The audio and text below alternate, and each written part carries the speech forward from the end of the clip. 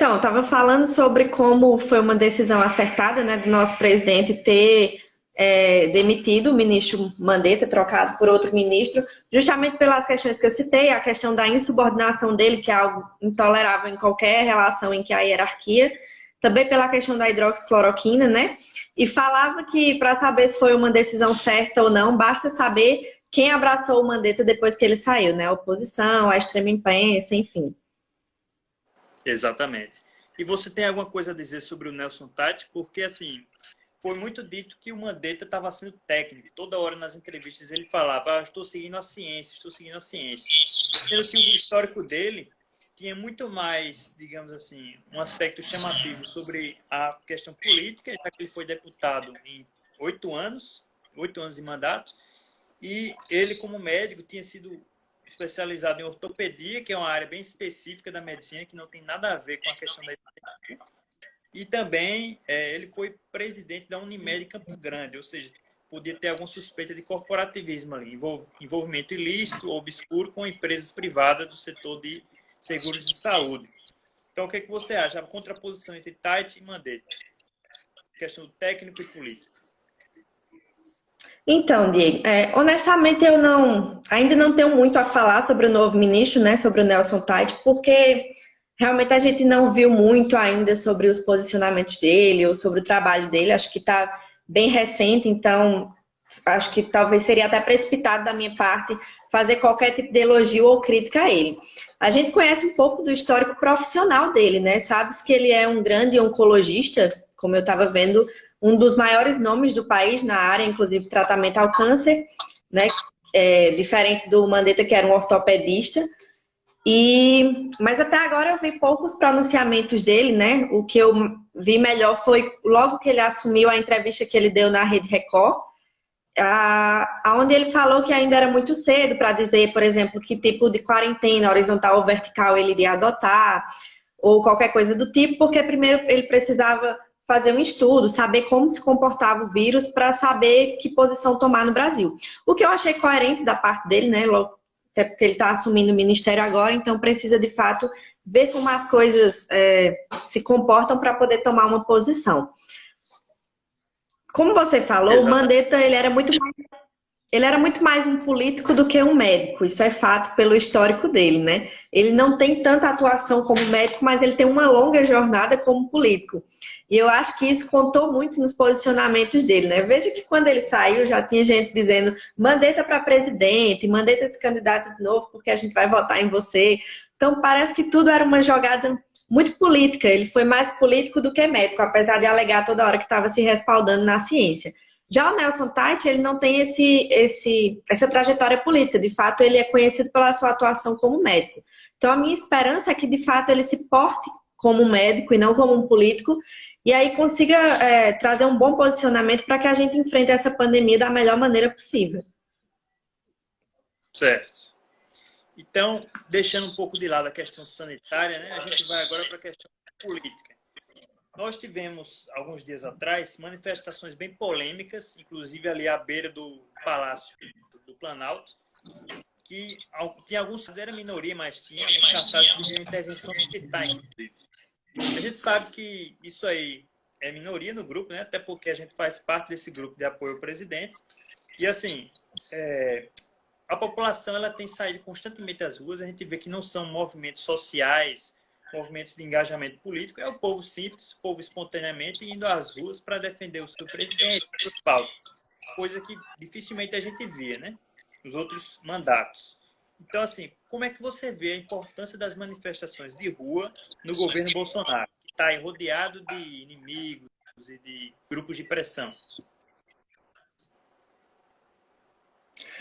Olha, Diego, na minha opinião, as manifestações de rua, elas são um dos principais pilares de sustentação do governo Bolsonaro. Por que que eu digo isso? Porque elas demonstram que mesmo após todas as turbulências que esse governo já enfrentou e continua enfrentando, né, desde que Bolsonaro assumiu, o povo continua com ele. né? Não foi algo que o povo só foi às ruas na época da campanha, por exemplo, ou logo que ele assumiu. Já se passou mais de um ano e o povo continua indo às ruas e continua pressionando e continua demonstrando apoio a Jair. E eu acho que isso é um dos pilares de sustentação do governo dele, porque mostra para a oposição e para a mídia que o povo continua apoiando o projeto de governo de Bolsonaro. E como você falou, mais do que isso, as manifestações de rua constantes desde que Jair assumiu, elas escancaram um Brasil que não existia há um tempo atrás. Porque, veja, isso tudo é muito recente. Em outros governos a gente não via as pessoas indo para a rua com tanta veemência e com tanta constância como elas têm ido hoje. Talvez elas iam em um ou outro momento esporádico, mas agora não é mais algo esporádico. Se você brincar, todo fim de semana está tendo uma manifestação. Todo fim de semana está tendo gente na rua mostrando sua indignação com alguma coisa que está acontecendo no governo. Hoje mesmo, por exemplo, tinha gente acampada na porta do condomínio de luxo em que o Rodrigo Maia mora, pedindo fora Rodrigo Maia. Enquanto isso, lá em Brasília estava tendo também, por todo o estado, estava tendo uma carreata pedindo a mesma coisa, que Rodrigo Maia saísse. Semana passada teve carreata por todo o Brasil pedindo a reabertura dos comércios, das lojas, o fim da quarentena horizontal. Então, assim, constantemente as pessoas elas estão na rua. E eu acho que os políticos eles não estavam acostumados a viver debaixo dessa pressão que eles têm vivido agora. Eles fazem as falcatruas deles, eles tentam contra o governo, mas eles sabem que estão sendo pressionados por todos os lados pelo povo. E eu acho que isso pesa, assim, por mais que eles tentem transparecer que não pesa. A gente tem muito a melhorar enquanto povo? Tem. O brasileiro ainda é muito passivo, na minha opinião, ainda aceita muita coisa calado, poderia dar uma ucranizada de vez em quando, eu acho que seria necessário. Mas que a gente avançou bastante, isso a gente avançou, a gente já deu grandes passos, e o povo nas ruas eu acho que é a maior demonstração disso. Isso aí, Mariana. Inclusive, tem um comentário de que adianta apoio popular se a mídia abafa. Sempre fica por isso mesmo. Eu acho, particularmente, que, assim, apesar da grande mídia, com a Globo, por exemplo, ter um grande alcance, uma grande audiência, eles não conseguem influenciar de forma relevante a opinião majoritária do povo. Tanto é só lembrar, a trajetória do presidente foi rodeada, foi, digamos assim, encharcada de boicote das emissoras, toda hora falando mal dele, e ele cresceu justamente por conta disso. Porque existe de mentalidade entre a elite que controla as emissoras e o povo simples, que é majoritário no Brasil, né? Então, apesar do grande alcance, essa influência não é tanta assim em termos de efetividade. O que você acha sobre isso? Você é a favor, contra? Você, digamos assim, acha que tem alguma possibilidade de acontecer? E como você vê esses pedidos em meio à manifestação? Então, olha, para falar a verdade, eu compreendo os pedidos de intervenção militar do povo. Eu acho que eles precisam ser compreendidos porque é um apelo de uma população que está cansada, que está satisfeita e que está inconformada com o que acontece dentro do Legislativo e do Judiciário brasileiro. Então, eu compreendo que seja talvez um apelo sufocado da população, mas não podemos deixar de dizer que é um apelo ignorante de quem, de certa forma, não tem noção daquilo que está pedindo, né? Porque, de fato, pedir uma intervenção militar, o fechamento do Congresso e do STF, por exemplo, sem dúvidas não são algo lúcido a se pedir dentro de um Estado democrático de direito.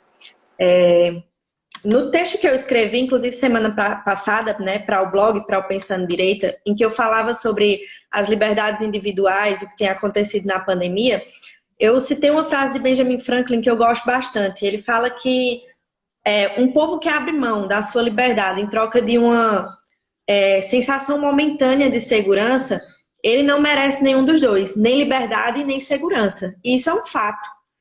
O maior bem que a gente possui enquanto cidadão é a nossa liberdade, que já é uma liberdade muito curta e muito tolhida enquanto brasileiros, porque a gente sabe que usufrui muito pouco da nossa liberdade, né? Muito já foi tolhido de nós. E essa liberdade ela não pode ser entregue ao Estado, a uma força estatal, a nenhum tipo de político, e muito menos ao Exército, né? Eu digo a nenhum tipo de político com a consciência tranquila de que o nosso presidente jamais faria isso. Veja que ele mesmo na porta do Planalto essa semana que passou, repreendeu um de seus eleitores e de seus apoiadores que pedia o fechamento do Congresso e do STF. Porque nós não acreditamos que a solução viável seja fechar essas instituições. A solução viável é retirar de dentro dessas instituições os canalhas que têm atrapalhado o andamento delas. Se a gente faz uma limpa dentro do Congresso e uma limpa no STF, aí sim essas instituições vão funcionar como elas devem funcionar. Não pedir o fechamento delas e entregar a nossa liberdade de bandeja a quem quer que seja. E quando eu falo isso, talvez algumas pessoas digam, mas o Exército está do nosso lado. Talvez algumas pessoas não entendam ou julguem o que eu vou falar agora. Mas, infelizmente, o povo precisa entender que o Exército Brasileiro também não é o paladino de boas intenções que muitos julgam ser. E quando eu falo isso, eu não estou generalizando a instituição, eu não estou generalizando todas as pessoas que representam a instituição, ou que já representaram, mas é fato que boa parte dos generais e de nomes de alto escalão do Exército Brasileiro, eles hoje são o que a gente costuma chamar de melancia, verdes por fora e vermelhos por dentro. E isso, infelizmente, é uma verdade incontestável desde o período que passou a ditadura militar. Quer saber a maior prova disso? Tenta tirar a tua posse de arma de fogo ou o teu porte de arma de fogo. Se você perguntar a qualquer pessoa, a um atirador, a qualquer pessoa que esteja nos trâmites, no processo para tirar o porte ou posse de arma de fogo, quem é que mais obstrui, quem é que mais atrapalha, quem é que mais burocratiza esse processo hoje no Brasil, ele vai te responder que é o Exército Brasileiro. Porque para o Exército Brasileiro, o monopólio da força bélica precisa estar com eles. E, em definitiva, eu não quero ser coordenada por um exército que acha que eu não posso ter a minha liberdade individual de defender a minha e a minha família, que eu não posso ter o porte de arma de fogo, por exemplo. Outro pensamento que eu queria até levantar, eu queria perguntar para vocês, e deixar aí uma dúvida na cachola, aonde está o nosso vice, o general Mourão, esse tempo todo? Quantas vezes vocês viram ele sair, por exemplo, em defesa do nosso presidente? Eu, particularmente, não me lembro de nenhuma vez durante todas essas turbulências pela qual o governo já passou. Mas eu me lembro de uma coisa que ele disse uma vez. Eu me lembro que logo que Jair assumiu, quando a gente discutia a questão da Venezuela com mais ênfase, o general Mourão soltou uma frase que eu não me esqueço. Ele disse que o povo da Venezuela, de fato, estava sofrendo com o governo ditatorial, mas que, graças a Deus, o povo da Venezuela não tinha armas, porque seria pior. Veja bem qual é o pensamento de um general do Exército. E veja bem o que o Exército faria conosco se nós entregássemos para ele o domínio total da nossa liberdade. Porque quando eu toco na questão, por exemplo, do armamento, é porque o armamento não é só para que eu defenda a minha e a minha família de um bandido, por exemplo. O principal intuito da liberdade para se ter um armamento é se defender de um governo tirano, diga-se de passagem, seja qual for esse governo, de direita ou de esquerda.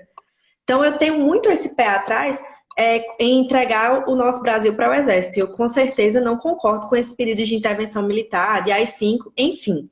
Como eu disse, repito, não estou me referindo à instituição como um todo, ou a todos que o representam ou representaram. Por exemplo, o general Heleno, né, para mim, é um dos maiores pilares de apoio ao governo Bolsonaro entre os seus ministros. Representa muito, gosto muito dele, não tenho nada do que me queixar. Mas grandes generais, infelizmente, como eu disse, são melancias.